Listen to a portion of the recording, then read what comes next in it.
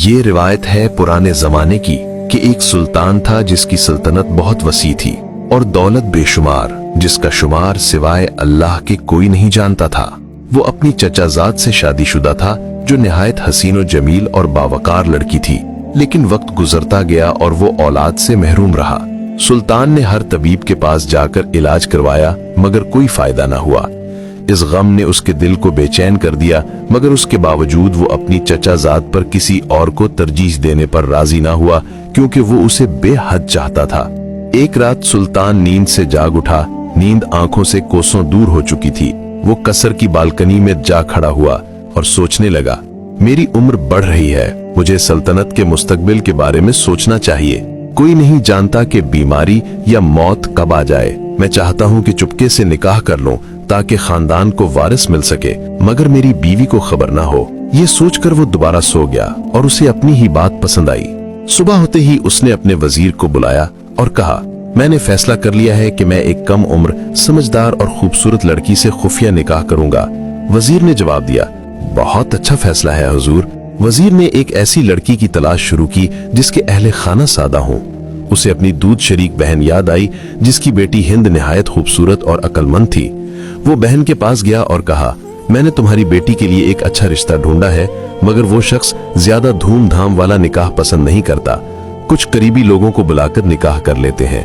बहन ने कहा, जो तुम बेहतर समझो, तुम हमेशा मेरी बेटी के लिए अच्छा ही चाहोगे।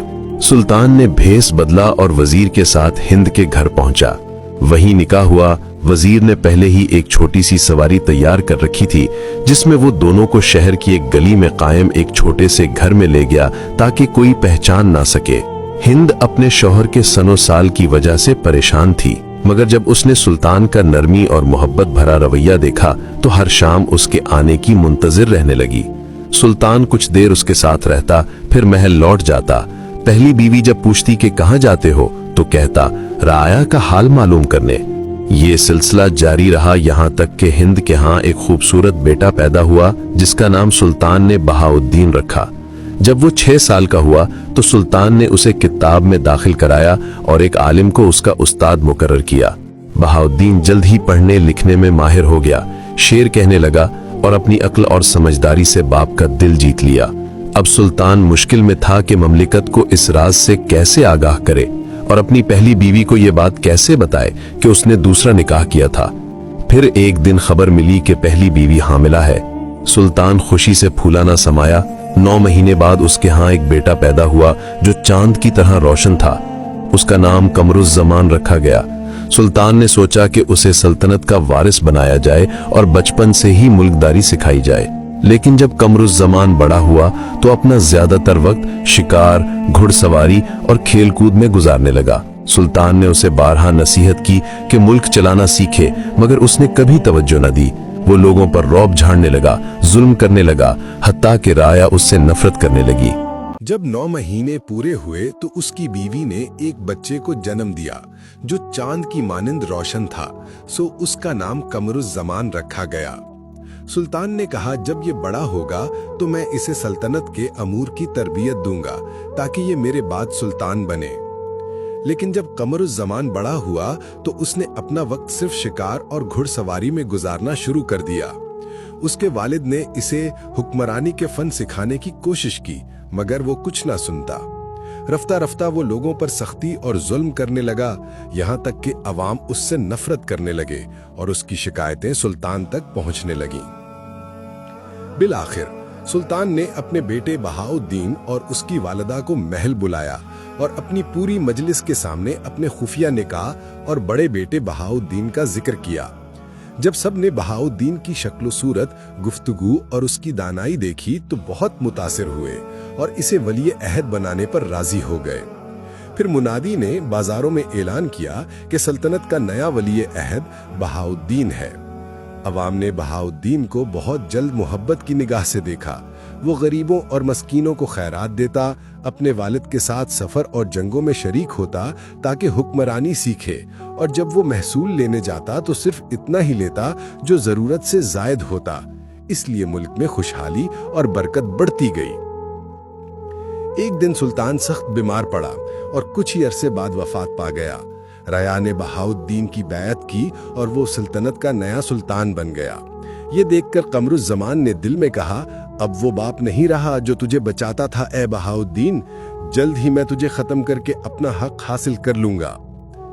चंद दिन बाद दोनों भाई वजीर के साथ शिकार के लिए निकले। जंगल में पहुंचकर सुल्तान बहाउद्दीन ने एक हिरन देखा और उसे पकड़ने के लिए पीछे दौड़ा, यहां तक कि सबकी नजरों से ओझल हो गया। वक्त गुजरता गया मगर वो वापस ना आया, तो वजीर और कमरुज़्ज़मान उसे तलाश करने निकले। वजीर जंगल में घंटों घूमता रहा मगर सुल्तान ना मिला, लेकिन कमरुज़्ज़मान चूंकि निशाने कदम ढूंढने में माहिर था, इसलिए जल्द ही उसे बहाउद्दीन जमीन पर जख्मी हालत में मिला। उसने बताया कि एक बड़ा सा सांप उस पर हमला कर बैठा था और वो मुश्किल से बचा है। फिर उसने पानी मांगा। कमरुज़्ज़मान ने कहा, यहाँ करीब ही एक कुआं है, मैं तुम्हें घोड़े पर बिठाकर वहां ले जाता हूं ताकि तुम पानी पी सको। जब दोनों कुएं तक पहुंचे तो कमरुज़्ज़मान ने अपने भाई को किनारे पर बिठाया, लेकिन कुआं खुश्क था। जैसे ही बहाउद्दीन ने पीछे मुड़कर देखा, कमरुज़्ज़मान ने उसे जोर से कुएं में धक्का दे दिया। सुल्तान बहाउद्दीन गहराई में जा गिरा और शदीद जख्मी होने की वजह से हरकत भी न कर सका। जब दोनों वहां पहुंचे तो बहाउद्दीन ने कनवे पर झुककर देखा, मगर इसमें पानी की एक बूंद भी न थी। जैसे ही वो पलटा, उसके भाई ने उसे पीछे से धक्का दिया और वो सीधा कनवे के अंदर जा गिरा। बहाउद्दीन तह में बड़ी जोर से गिरा और हरकत करने के काबिल न रहा। इधर कमरुज़्ज़मान जब वजीर के पास लौटा तो उसने कहा कि मैंने अपने भाई को हर जगह तलाश किया मगर वो कहीं नहीं मिला। वजीर ये सुनकर गम से नढाल हो गया। फिर वो वापस सल्तनत पहुंचा और दरबारियों और शहर वालों को सारा वाकया सुनाया। 3 दिन बीत गए और सुल्तान का कुछ पता न चला। काजी ने ऐलान किया कि जब तक असल बादशाह नहीं आता तख्त खाली रहेगा और इस दौरान उम्र सल्तनत का इंतजाम उसका भाई शहजादा कमरुज़्ज़मान चलाएगा। ये खबर सुनकर रियाया भी अफसरदा हो गई और हिंद भी अपने बेटे की फिराक में टूट गई। वजीर उसके पास पहुंचा ताकि उसका दुख बांट सके। उसने कहा, मैं कल दोबारा तलाश के लिए रवाना हूंगा। मेरा दिल कहता है कि वो अब भी जिंदा है। इधर शहजादा कमरुज़्ज़मान ने वजीर की गैर मौजूदगी से फायदा उठाया और अपने चहीतों को तमाम महकुमों में बैठाना शुरू कर दिया। उसने गरीबों के लिए अमदाद रोक दी और रियाया पर भारी टैक्स लगा दिए। कोई भी उसे समझाने की कोशिश करता तो वो सुनता ही न था। इधर कनवे में गिरने के बाद सुल्तान बहाउद्दीन की टांग जख्मी हो गई और वो बेहोश पड़ा रहा। अचानक उसे यूं लगा जैसे कोई उसके चेहरे पर हाथ फेर रहा हो। जब उसने आंखें खोलें तो देखा कि एक निहायत हुसीन लड़की इसके पास बैठी है। वो हैरान हुआ और पूछा कि वो कौन है और वो कहाँ है। उसने जवाब दिया कि वो जन्नत में से है और उसकी कौम इसी कनवे के नीचे रहती है। उसने कहा, मैंने तुम्हें यहाँ 7 दिन पहले गिरता हुआ पाया था। मैंने तुम्हारा इलाज किया वरना तुम बच न पाते। सुल्तान ने शुक्रिया अदा किया और कहा कि मुझे यहाँ से निकलना होगा, यकीनन मेरे लोग परेशान होंगे। जनिया ने कहा, अच्छा तो तुम ही सुल्तान बहाउद्दीन हो। हमने तुम्हारी इंसाफ पसंदी के बारे में बहुत सुना है, लेकिन हालात अच्छे नहीं। तुम्हारा भाई कमरुज़्ज़मान तख्त पर काबिज हो चुका है और तुम्हारी कायम की हुई भलाइयां बर्बाद कर चुका है। अगर उसे मालूम हो गया कि तुम जिंदा हो तो शायद वो तुम्हें खत्म कर दे। सुल्तान ने अफसोस से आह भरी और कहा, मुझे उसकी ऐसी हरकत पर ताजुब नहीं। उसने मुझे उसी कनवे में धकेल कर मारने की कोशिश की, मगर अल्लाह ने मुझे बचा लिया। जनिया ने कहा, गम ना करो, मेरा नाम हूरिया है। पहले हम गौर करते हैं कि अब क्या करना चाहिए। कनवे के नीचे लंबे लंबे सरंगे थीं जिनमें मुशालें रोशन रहती थीं। वो जिन निहायत खुश शक्ल थे, आम जिनों जैसे खौफनाक नहीं थे। बहाउद्दीन हूरिया के सहारे जी रहा था। दोनों साथ खाना पीना बांटते और वो उसकी आमद का बेसब्री से इंतजार करने लगा। कुछ दिन गुजरे और बहाउद्दीन का दिल हूरिया की तरफ झुक गया। उसने कहा, हूरिया, मुझे सल्तनत या तख्त से कोई दिलचस्पी नहीं रही। तुम और तुम्हारी कौम की खैर ख्वाही मेरे दिल को छू गई है, लेकिन मैं अपनी माँ तक कोई पैगाम जरूर पहुंचाना चाहता हूँ। वो मेरे फिराक में जरूर टूट गई होगी। आखिर में उसका इकलौता बेटा हूँ। ये सुनकर हूरिया की आंखों में आंसू आ गए। उसने कहा, हम बरसों से उस खशक कनवे में रहते हैं, क्योंकि जंगल में शिकारियों ने जो कुत्ते छोड़े थे उनसे हमें खतरा है। फिर भी मैं कोशिश करूंगी कि तुम्हारी माँ तक जा सकूं और उसे सब कुछ बता दूं। बहाउद्दीन ने कहा, ये तुम्हारा एहसान हमेशा याद रहेगा, मगर बहुत मोहतात रहना, मैं तुम्हारे लौटने का इंतजार करूंगा। हुरिया ने स्याह चादर ओढ़ी, सिर ढांपा और दरख्तों के बीच से गुजरती हुई शहर की तरफ जब शहजादे ने कहा, मैं अपनी बेचारी माँ तक एक पैगाम जरूर पहुंचाना चाहता हूँ। यकीनन मेरा फिराक अब उसका दिल तोड़ रहा होगा, क्योंकि मैं उसका इकलौता बेटा हूं। यह सुनकर जनी लड़की की आंखों में आंसू आ गए। उसने कहा, हम तो मुद्दतों से इसी खशक कन्वे में रह रहे हैं, क्योंकि शिकारियों ने जंगल में जो कुत्ते छोड़ रखे हैं, हम उनसे बहुत डरते हैं। लेकिन मैं कोशिश करूंगी कि तुम्हारी माँ तक पहुंचकर उसे सब कुछ बता दूं। बेहालदीन ने जवाब दिया, मैं तुम्हारा ये एहसान कभी नहीं भूलूंगा, मगर एहतियात से जाना, मैं तुम्हारे लौट आने का बेचैनी से इंतजार करूंगा। फिर होरिया ने सियाह अबाया पहना, सिर ढांपा और दरख्तों के बीच से गुजरती हुई शहर पहुंची। वहां से चलती चलती महल तक पहुंची।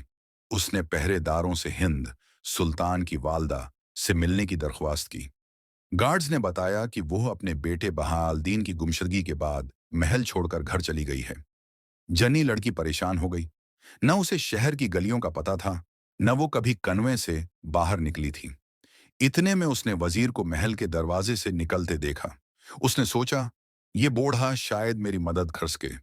जब वजीर ने उसे हचकचाहट से देखते पाया तो पूछा, बेटी, क्या चाहती हो? वो बोली, मैं सुल्तान बेहायालदीन की वालदा हिंद का घर ढूंढ रही हूं, क्या आप जानते हैं? वजीर हैरान हुआ और बोला, अगर तुम मुझे बताओ कि तुम महल क्यों आई हो तो मैं तुम्हारी मदद जरूर करूंगा। जन्नी ने कहा, मुआफ कीजिए, मैं कुछ नहीं बता सकती, मैं चलती हूं। वजीर का तजस्सुस बढ़ गया। वो बोला, देखो बेटी, मुझ पर भरोसा कर लो, हिंद मेरी दूध शरीक बहन है। हुरिया ने उसके चेहरे पर नरमी और सच्चाई महसूस की। चुनांचा उसने बताया कि वो हिंद के लिए पैगाम लाई है। वजीर बोला, तो चलो मेरे साथ। रास्ते में वजीर के दिल ने गवाही दी कि मामला जरूर सुल्तान बेहाल दीन के अचानक गायब होने से जड़ा है। वो ये जाने बगैर कि लड़की जनी है, उसे लेकर हिंद के घर पहुंचा। वजीर ने दरवाजा खटखटाया। थोड़ी देर बाद हिंद दरवाजे पर आई, आंखें रोते रोते सूजी हुई थीं। वजीर ने कहा, यह लड़की तुमसे बहुत दौर से मिलने आई है, कहती है तुम्हारे लिए पैगाम लाई है। हिंद ने कहा, आओ बेटी, अंदर आओ। हुरिया बैठ गई और उसने सिर से चादर हटाई। वजीर उसके हुस्न से हैरान रह गया और हिंद भी, लेकिन साथ ही एक खौफ सा भी महसूस हुआ। हुरिया बोली, मैं जनात में से हूं, मगर डरू नहीं, मैं नेक जिनों में से हूं। हिंद दो ने कहा, तो फिर मुझे बताओ क्यों आई हो? जनी ने कहा, तुम्हारा बेटा जिंदा है और मैं उसकी जगह जानती हूं। ये सुनते ही हिंद की खुशी की कोई हद न रही। उसने पूछा, क्या वो ठीक है? हुरिया ने जवाब दिया, फिक्र ना करो, वो बिल्कुल सलामत है। वजीर भी ध्यान से सुन रहा था। उसने पूछा, आस के साथ हुआ क्या? जन्नी ने बताया कि उसे कन्वे की तह में मिला था और उसके भाई ने उसे कत्ल करने की कोशिश की थी। ये सुनकर हिंद चिल्ला उठी, मुझे मालूम था कि इस साजिश के पीछे कमराल अजमान ही है। फिर उसने अपने मामू वजीर से कहा, मुझे ना हुकूमत चाहिए ना इज्जत हो जा, मैं ये घर भी बेच दूंगी, मैं अपने बेटे के साथ यहां से दूर चली जाऊंगी। हुरिया भी हमारे साथ चलेगी। हुरिया ने कहा, यही बेहतर है, और अब तो बेहाल दीन को जनात ने अपना बादशाह बना दिया है और हम बहुत जल्द शादी भी करने वाले हैं। ये सुनकर हिंद का चेहरा उदास हो गया। वो बोली, और मेरा क्या? मेरा बेटा मुझसे दौर हो जाएगा। हुरिया ने नरमी से कहा, आप हमें कभी भी मिल सकती हैं, हमें उसके भाई के फरेब से डर है। वजीर ने भी कहा, ये ठीक कह रही है, कुमराल अजमान ने हर जगह जासूस फैला रखे हैं, यही बेहतर हल है। हिंद बोली, हाँ, यही ठीक है। फिर वो हुरिया की तरफ देखकर बोली, बेटी, अल्लाह तुम्हें बरकत दे, तुमने हम पर बड़ा एहसान किया। अब मुझे फौरन अपने बेटे के पास ले चलो। चनांचा जनी, वजीर और सुल्तान की वालदा तीनों कन्वे की तरफ रवाना हो गए।